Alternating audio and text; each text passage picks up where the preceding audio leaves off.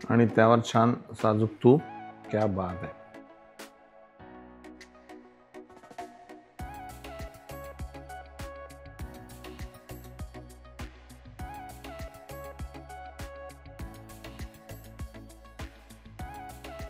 खान पान आणि ज्ञान हे पुस्तक लिहिलं आहे आणि सकाळ प्रकाशननी प्रकाशित केलेलं हे पुस्तक एका वेगळ्या प्रकारचं आहे. म्हणजे नुसतं खानपान नाही, त्याच्यामध्ये ज्ञान पण. म्हणजे हे एखादा वेगळा पदार्थ, जसा आजचा जो पदार्थ आहे तो खरंच वेगळा आहे. आणि करडई माहिती आहे की नाही, करडई. तर करडईमध्ये भरपूर असे गुण आहेत की जे आपल्या शरीरासाठी आवश्यक आहेत. काय काय गुण आहेत बघा बरं.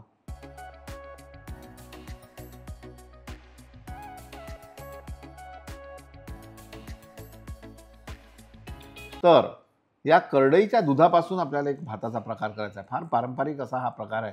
कुठेतरी वाचनात आला होता, मग थोडं डिटेलमध्ये अभ्यास केल्यानंतर लक्षात आलं की अशा प्रकारे हा भात तयार करतात. आणि त्यासाठी करडई जी आहे ती रात्रभर आम्ही भिजत ठेवलेली आहे. याचं आपल्याला दूध काढायचं आहे.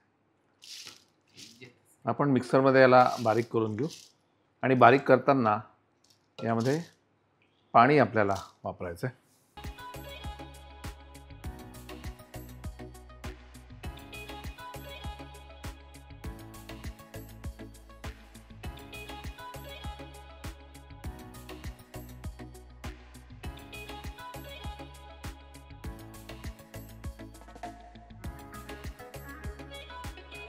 हे वरचं जे आहे हे टर्फल आहे आणि हे तसं आपल्याला वापरायचं नाही आहे.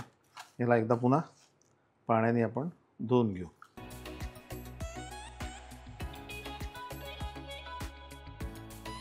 हे बीच्या वरचं टर्फल आहे. हे दूध जे आहे हे आपण असं काढून घेतो आहे. आता याच्यामध्ये आपल्याला भात शिजवायचा आहे. जेवढा तांदूळ घेतो आहे आपण त्याच्या दुप्पट हे दूध घ्यायचं आणि दुप्पट जेव्हा आपण दूध घेतो, दूध आणि पाणी असं एकत्र केलं तरी चालेल. म्हणजे 1.5 दूध घ्यायचं आणि अर्ध पाणी. करडईचे फायदे तर आपण पाहिले की काय काय, पण जेव्हा आपण ती खातो, त्याचा पदार्थ बनवतो, तर कित्येक वेळा करडई कडवट असते. त्याचे कारणं 2-3 आहेत. एक तर ती जून असते आणि जून असल्यामुळे ती कडवट होते. याचं तेल काढल्यानंतर मात्र ते सगळं निघून जातं. याच्या फायबरमध्ये सुद्धा कडवटपणा असतो. तर हा कडवटपणा जाण्यासाठी एक तर त्या बिया भाजून घ्या, नाहीतर मग उकळून घ्यायचं व्यवस्थित. तर मग तो कडवटपणा एवढा जाणवत नाही. 2 स्टारफूल कलमी, 2-3 काड्या, 2-3 पाकळ्या जायपत्री, 8-10 लवंग, काळी मिरी 10-12. आणि या मसाल्यांबरोबर आपल्याला आलं लसूणची पेस्ट साधारण 1 चमचाभर घालायची आहे.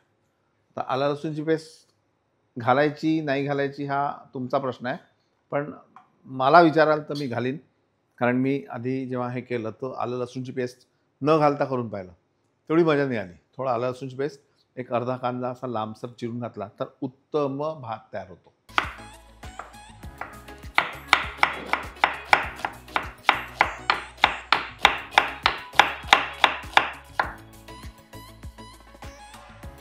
आणि सगळ्यात शेवटी एक लिंबाचा रस, चवीनुसार थोडी साखर आणि मीठ आपल्याला घालायचं आहे.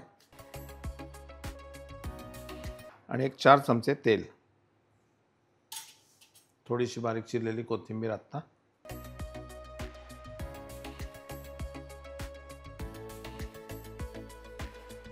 आता हा भात म्हणजे अशा फंक्शन्सला वगैरे बनवण्याचा आहे का, तर मी म्हणेन नाही. हा पथ्यज्यांना आहे, ज्यांना हृदयरोग आहे किंवा हृदयाशी संबंधित काही प्रॉब्लेम आहे, तर त्या लोकांनी हा भात खावा.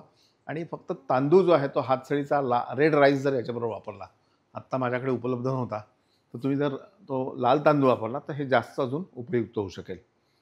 हा केल्यानंतर कडवटपणा मी थोडासा कडवटपणा जाणवेल. आणि दूध उकळल्यानंतर यामध्ये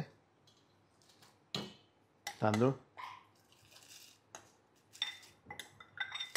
आता याला छान उकळी आल्यानंतर झाकण ठेवून मंद आचेवर ह्याला आपण शिजवून घेऊ. आता तुम्ही बघत असाल की हा भात जो आहे एवढा छान असा जाड पितळेच्या भांड्यात बनवला आहे. त्याला छान कलही आहे. नेहमी म्हणतात की तांबा पितळेला कलही कमी असली किंवा नसली तर कसं, गरम गरम असताना त्यात काही प्रॉब्लेम नाही, पण गरम झालेला पदार्थ लगेच काढून ठेवा. तो त्याच्यातच जर थंड झाला तर मग प्रॉब्लेम येईल. आणि कढईसाठी ही कढई किटसुद्धा आम्ही उपलब्ध करून दिली आहे. तुम्ही घरच्या घरी कढई करू शकता. मंद आचेवर 10 ते 15 मिनिटं ह्याला शिजवायचं आहे. ठीक आहे ना.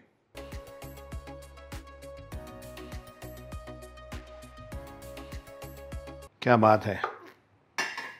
भात आपला रेडी आहे. सुंदर भात शिजलाय. आपण याला काढून घेऊ.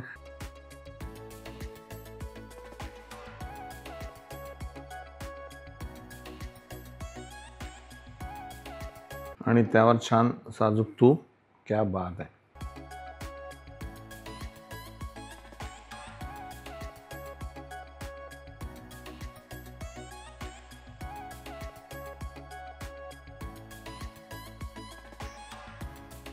अप्रतिम असा हा प्रकार आहे. म्हणजे त्यातला जो कडवटपणा आहे ना, तर तो जाणवतच नाही आहे. पण एक त्याला वेगळी टच जो आहे तो नक्की आहे. तो खाऊन पाहिल्याशिवाय समजणार नाही. आणि याआधी मी सांगितलं की हा फॅन्सी म्हणून बनवायचा प्रकार आहे का नाही असं म्हटलं होतं. पण आता मी म्हणेन की नाही, हा फॅन्सी म्हणून सुद्धा बनवू शकता. वेगळी चव आहे. तेल अगदी कमी आहे. कारण यामधले जो तेलाचा अंश असतो, कशातला, कढईमधला, तो त्याला लागला आणि त्याचा एक स्मेल वेगळा आलेला आहे.